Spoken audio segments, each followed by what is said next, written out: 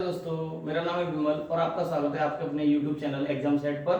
देखिए, सबसे बड़ी बात ये है कि हमारा जो इंग्लिश है उसका हम बात कर रहे हैं एक टॉपिक जिसका नाम है द सेंटेंस। तो सेंटेंस के बारे में बात करें तो सबसे पहले हम बात करते हैं इंग्लिश के जो लेटर्स हैं, यानी जो वर्ड है, वर्ण हिंदी में बोलते हैं वर्ण।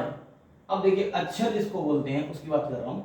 26 होते हैं जिसमें से वॉवल्स और कॉन्सोनेंट। वॉवल कितने हैं? 5 वॉवल्स हैं और बाकी के 21 जो है वो तुम्हारे कॉन्सोनेंट्स हैं। तो देखिए, इनसे मिलकर के शब्द बनते हैं और शब्दों से बनती है शब्दों से संरचना होती है वाक्य की। इंग्लिश में देखें, a group of words like this which makes complete sense is called a sentence. यानी ये जो पूरा लिखा हुआ है, ये जो सेंटेंस दिख रहा है, ये सेंटेंस भी आपको दिख रहा है ना, तो ये सेंटेंस क्या है? इसमें वर्ड्स दे रखे हैं। अब हम बात कर लें, अगर कोई अलग से ले लें तो Ram is a good boy. अब यहां क्या है? Ram is a good boy. इसमें क्या है? वर्ड्स, शब्द दे रखे हैं, वर्ड दे रखे हैं।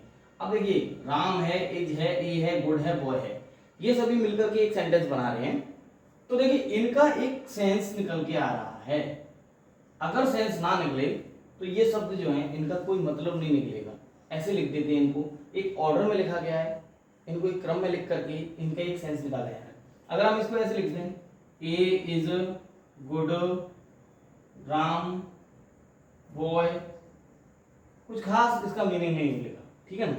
तो सीधी बात है, अगर सेंटेंस है तो सेंटेंस का मतलब यही है कि जो वर्ड दे रखे हैं उनका सीधा सीधा ये सिद्धांत है कि एक तो ऑर्डर में होना चाहिए, दूसरा एक कंप्लीट सेंस निकलना चाहिए, ठीक है, अर्थ निकलना चाहिए। अब बात करते हैं, every sentence has 2 parts. Her sentence में 2 पार्ट्स हैं, हिस्से। सबसे पहला आता है उसमें सब्जेक्ट और दूसरा आता है प्रेडिकेट। अब सब्जेक्ट क्या है? सब्जेक्ट सेंटेंस में जो कुछ भी कहा गया है वो सेंटेंस का सब्जेक्ट है, और जो कुछ भी सब्जेक्ट के बारे में कहा गया है वो प्रेडिकेट है। दोबारा से समझेंगे, सेंटेंस में जो कुछ भी कहा जा रहा है जिसके बारे में वो है सब्जेक्ट, और जिसके बारे में जो कुछ भी कहा गया है, यानी सब्जेक्ट सेंटेंस है, सॉरी सेंटेंस जो है उसका सब्जेक्ट जो उसी के बारे में जो कुछ भी कहा गया है वो प्रेडिकेट है। सेंटेंस में जो कुछ भी कहा गया है सब्जेक्ट के बारे में वो प्रेडिकेट है, और सेंटेंस में जो कहा गया है जिसके लिए, जो कहा गया है जिसके लिए वो क्या है? सब्जेक्ट है, ठीक है। अब देख लीजिए एक बार definitions. The subject of the sentence usually comes first but occasionally it is put after the predicate as. अब मान लीजिए कहा जाता है कि सबसे पहले क्या आता है सेंटेंस में? सबसे पहले सेंटेंस में आता है सब्जेक्ट, लेकिन ऐसा कभी कभी होता है कि उसका यूज बाद में भी हो जाता है। देखिए, हियर कम्स द बस, लेकिन क्या होता है कभी कभी उसका बाद में भी यूज हो जाता है।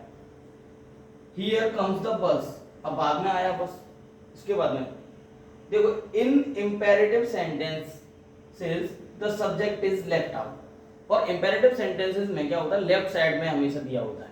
तो इस तरह से सब्जेक्ट और प्रेडिकेट दो मुख्य पार्ट होते हैं सेंटेंस के। और सेंटेंस क्या है? A group of words which makes a complete sense, यानी एक पूरा अर्थ स्पष्ट करने वाले शब्दों का एक समूह है, और वो भी एक क्रम में व्यवस्थित क्या होता है जिससे एक अर्थ स्पष्ट होता है। वो शब्दों का समूह वाक्य या सेंटेंस कहलाता है, जिसके 2 पार्ट होते हैं, सब्जेक्ट एंड प्रेडिकेट। जो भी कुछ कहा जा रहा है जिसके बारे में वो सब्जेक्ट है, और सब्जेक्ट के बारे में जो कुछ भी कहा गया है वो प्रेडिकेट है। Thank you.